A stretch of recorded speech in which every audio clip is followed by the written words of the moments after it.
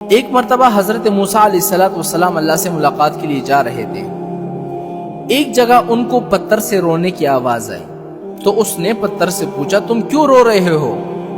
پتھر کہنے لگا، مجھے اللہ کا ڈر ہے، کہیں قیامت میں اللہ تعالیٰ مجھے بھی جہنم میں نہ ڈالے، اس بات کو یاد کر کے رو رہا ہوں۔ تو پتھر کہنے لگا موسیٰ علیہ السلام سے کہ آپ اللہ کے پیغمبر ہیں اور کوہ طور پر اللہ سے ملاقات کے لیے جا رہے ہیں، اے موسیٰ اللہ سے میرے حق میں سفارش کر دیجئے گا۔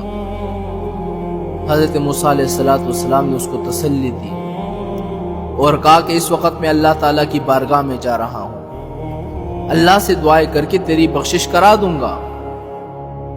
حضرت موسیٰ علیہ السلام کوہ طور پر پہنچے، اللہ سے باتیں کرنے کے بعد ان باتوں کے درمیان جو ہے حضرت موسیٰ علیہ السلام پتھر کو بھول گئے۔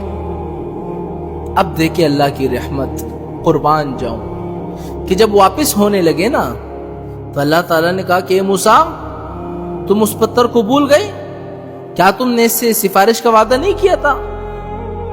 حضرت موسیٰ علیہ السلام نے عرض کیا کہ اللہ واقعی میں بھول گیا، آپ سب کچھ جانتے ہیں۔ اللہ تعالیٰ نے کہا کہ جاؤ اس سے کہہ دو میں نے اس کی مغفرت کر دی، اس کو بخش دیا اور دیگر پتھروں کے ساتھ اس کو میں جہنم میں داخل نہیں کروں گا۔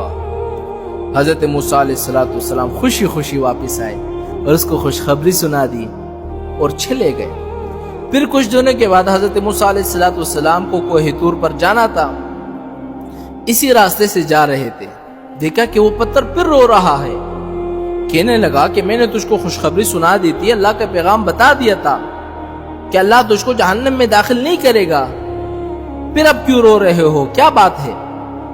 کہنے لگا کہ اے موسیٰ اس وقت میں اللہ کی خوف اور ڈر کی وجہ سے رو رہا تھا نا، اب اللہ کی محبت میں رو رہا ہوں کہ جس خدا نے مجھے ایسی نعمت سے نوازا کہ اس کی محبت میں کیوں آخر نہ روں۔